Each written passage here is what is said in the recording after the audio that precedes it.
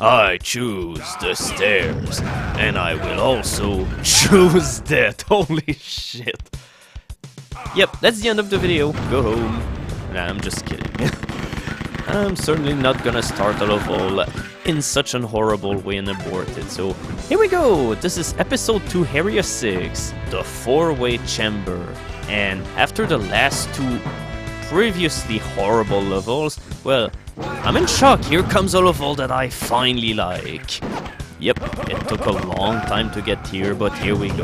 This is a fun level for a change. Although, yeah, one thing that might be going against it is the fact that this level can be a little bit ruthless at times. Once again, it's all about the random enemy spawning. It's gonna be the factor that'll decide whether you're gonna brutally fail this level or whether you'll win, because that's gonna decide pretty much on the number of enforcers that you're gonna fight into this level. But at least the level is not as grim or as desolate as Elevator Trouble was, and even though I think this level is harder, at least I don't think it's as asshole-ish. Most of the time, this is fair challenge. Only though that one part in the level might end screwing you over because you have no missile ammo.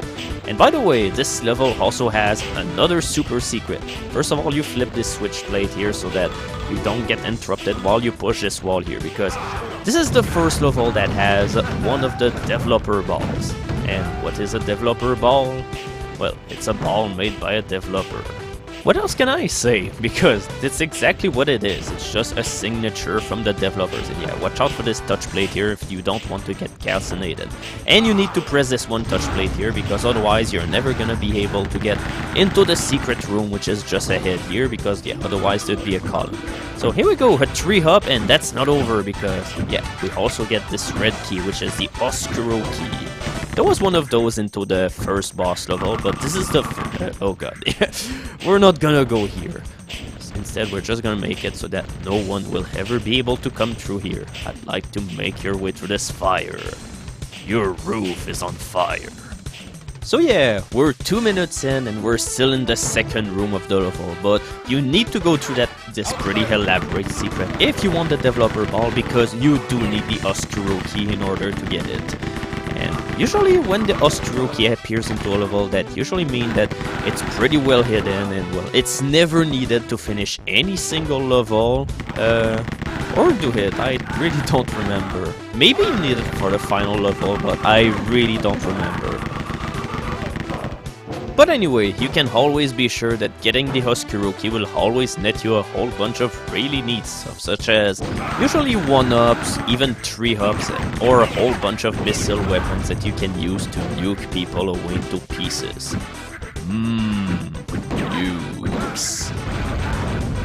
Yeah, and speaking of nukes, I wouldn't really say that this level is any particular in terms of actual features into the level, but I really just like this level because, well, first of all, it's a ton better than the last 2 levels that we've been playing, and also, it's just a reasonably fun level just to go in around. There's usually a pretty generous amount of missile weapons, although there's one part at the end of the level which can mess you up pretty bad if you don't have missile weapons and there's too many enforcers which end up spawning. But, well, at least it's one unfair section out of many, so yeah, essentially this is why this level is a whole lot better, and also it's a lot shorter. We finally have a level that is medium size for a change. And it probably would have been even shorter if I didn't even go to the secret, but hey, then again, I really wouldn't be doing my job at the LP if I didn't actually show it. Because yeah, I never knew that all those stuff existed until I actually saw videos on YouTube, because, well, the official fact for the game will talk about those secrets, but on the flip side, they don't even tell you where they are. They're basically just, okay, there's a developer ball into this level. Have fun finding it, asshole. So essentially, if you wanted to find any of those secrets, you either needed to watch one of those videos that are on YouTube or anywhere else, or you just needed the strategy guide of the game, which not everyone do has, and considering that's been out of... No, it's not out of print, because I actually bought my copy of the guide just before starting the LP, and well, what can I say? It's been reasonably useful so far because it's a whole lot more convenient to have this rather than... And yeah, I end up flame walling this section of the level at all time, if only because almost a 3/4 of the time that I played this level, there always was an enforcer just behind the door, so yeah, I didn't even know that this was a random monster, so I just ended up being royally unlucky pretty much every single time that I played this level. But yeah, even if you didn't have the strategy guide, you still had the opportunity to be able to find out all of the secret if you bought the CD of Rise of the... Oh yeah, the section here. This is a counter secret because the secret area just ends up being closed if you press onto this touch plate. So I've just blocked my way out of a secret area, but well, there wasn't really anything much useful there. Only a whole bunch of life items as well, then grenades flying in your face, so... Nah, the secret doesn't have grenades flying in your face. I apologize. This game is not that cruel. What are we kidding? We had pretty much a really good example of how cruel this game can get into the last update. Because that surely was the best way to handle of all, if you ask me. But yeah, that secret earlier only had a whole bunch of life items as well than healing items, so thankfully we didn't really miss anything. It's really just a kind of nice thing that you can have into a secret. Instead of making you press touch plates in order to get secret, you have to avoid them. At least this level do switch things up a little bit, considering the secrets and the way in order to access areas. So yeah, I kinda lied when I said that this level had no features at all. Yeah, there are some nice things about this level, and like I said, it's a medium-sized level, and if we didn't go in order to get like the Oscuro key, well, we will have shaved something like 2 minutes of this time, so yeah, in the end, we can't really say that this is a really long level.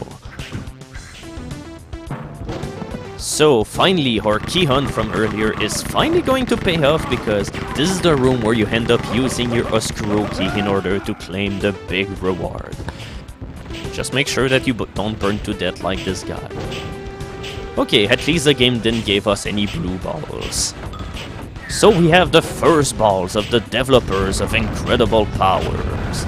The one of 3 because there's gonna be one in every single episode from now on, and they're all reasonably difficult in order to get, although I'd say that the first ball is probably the hardest one to get into the game. The other balls in the game usually are more about finding that one switch or item that you need in order to get the one item that you need. Yeah, this all is pretty particular because this is also one of those counter secret things, because yeah, there's a whole bunch of touch plates into this room, and basically, if you press any one of those plates, well, you're in trouble, because this opens up this room here with something like 15 enemies inside. But at least they're not really dangerous. It's nothing but a whole bunch of high guards, low guards, and all of your reasonable men in green.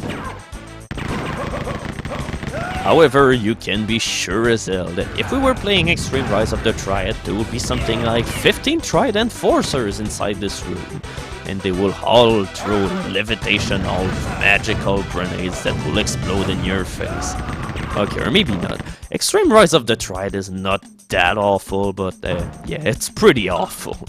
And we're gonna know all about this in due time once again, because I'm so gonna have a lot of things to say about this game, even though I've never beaten it, and I'm pretty sure I will never beat it, because in order to be able to see any of the upcoming levels into the game, I had to skip about half of the levels in episode 3, and I haven't been able to beat any single level into the 4th episode. So that's pretty much how ridiculous it is.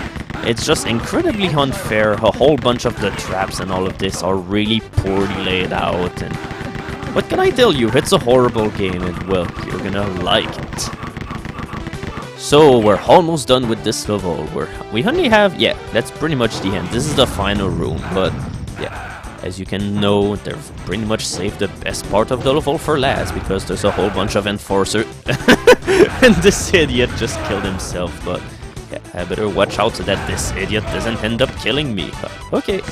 mission accomplished, because here's the end. And don't forget the touch plate just before the level exit, because it opens up the way to a drunk missile. That's gonna be beneficial for the next level. So here we go! Wasn't that level a whole lot easier?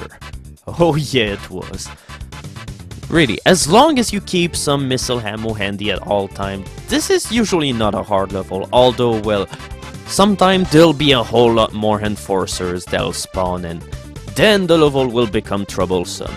But at least we didn't get to see that, so anyway, this is the end of this episode, and coming up next, it's our fellow boss from this episode.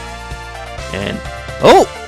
I've just got word that one of my top secret spies have managed to obtain a secret interview with the upcoming boss of the game, Sebastian Krist. Let's listen.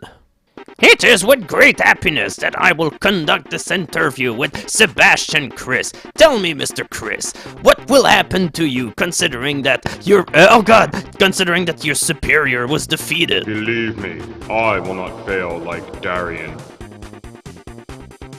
Well, if you say so, but before I ask, are those candy in your chair or bullets? Because if there are bullets, I really don't want them, and I'm gonna run away as fast as possible. Come back here. Hey, where you going? You may think that I'm scared, but believe me, I have the upper advantage. There's no way you can harm me. Blah.